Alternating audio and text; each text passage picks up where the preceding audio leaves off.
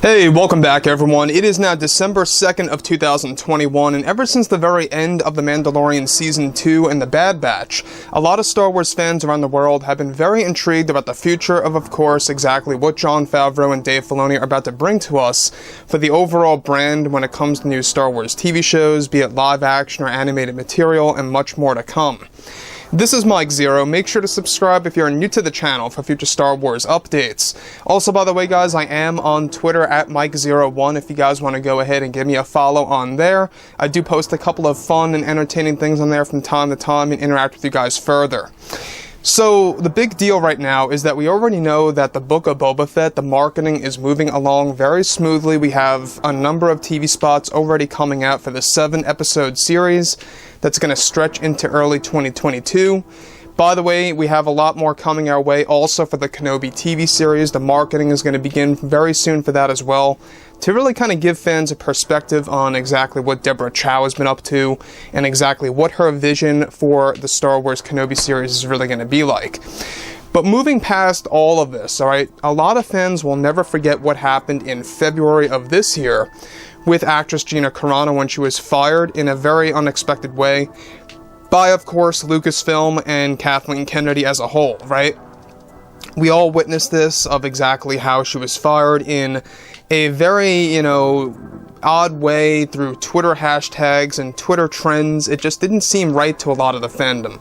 And here we are now, it is the early segment of December. It's crazy how fast time is just moving, but we're getting closer to Jon and Dave really kind of unleashing their overall new Star Wars universe with shows like Book of Boba, Kenobi, Andor, all of these other TV shows, of course, like the Ahsoka series, The Bad Batch Season 2, even a Darth Maul animated series that's currently in the works that's going to focus on Crimson Dawn.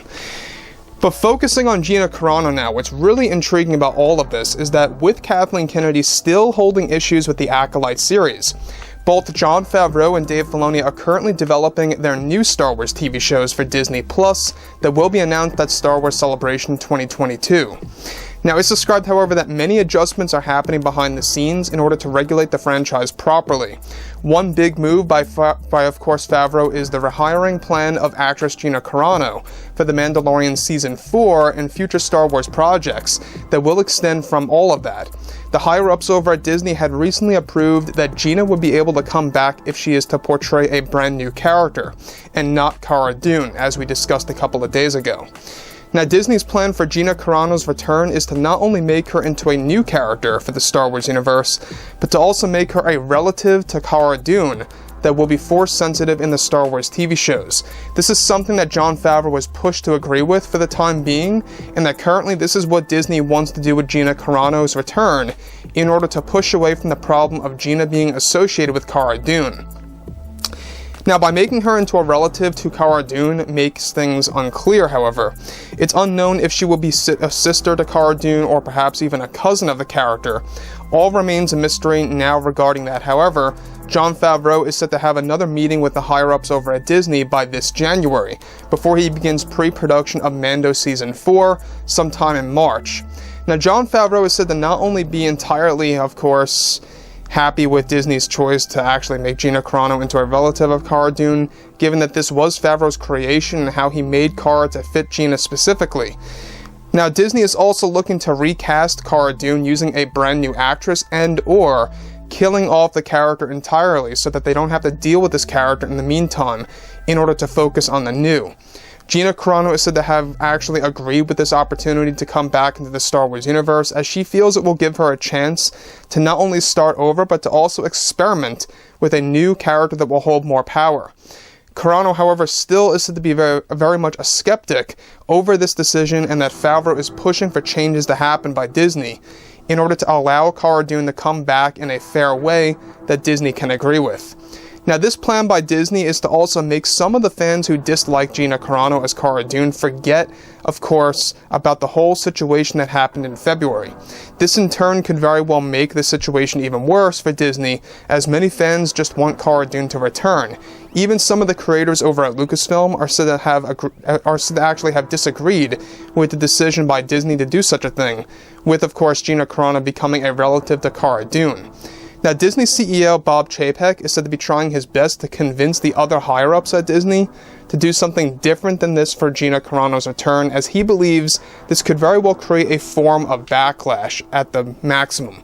Now, the thing about Bob Chapek, we got to remember that it's always not entirely just up to Bob Chapek. You have the Disney higher-ups, the board members and such, that also have to have all of these agreements of what's to happen with whatever it may be, Disney, Marvel, whatever it may be that's associated with the company. So when you look at Jon Favreau and Dave Filoni, the fact that they are trying to push for Gina Carano to just come back as Cara Dune, to keep things simple, to not make it too confusing or too outlandish.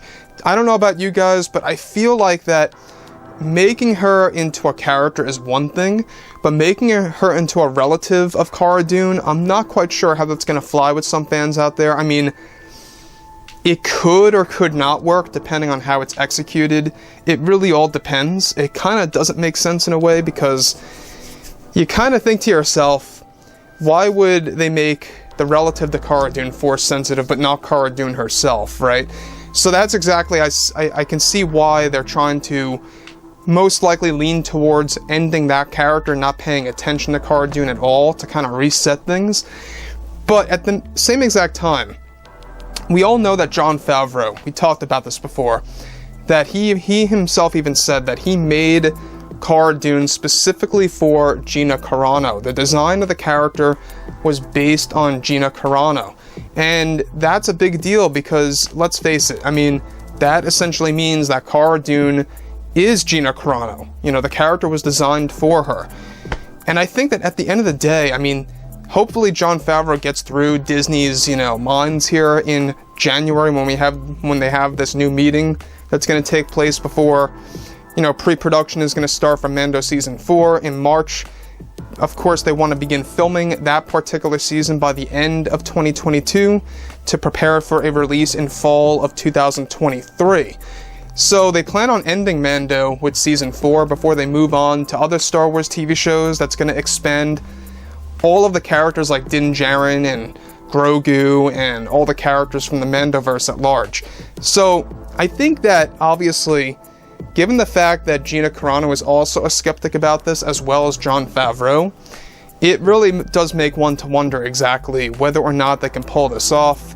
And if worse comes to worse, if this does indeed get finalized to the point where Jon Favreau really has no say in the matter after January, I'm not quite sure how the fans are going to react to this. It could very well, like Bob Chapek fears, could very well create some form of a backlash.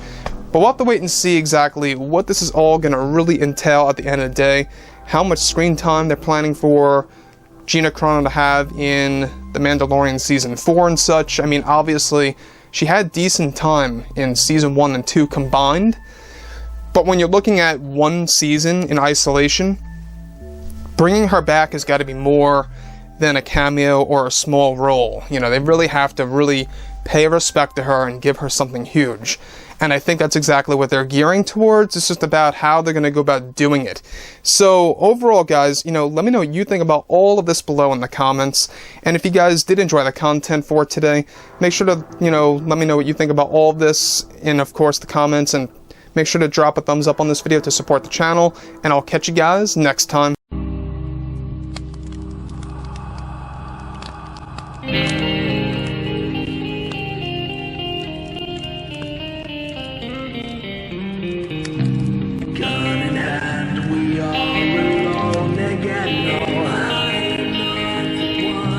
Night to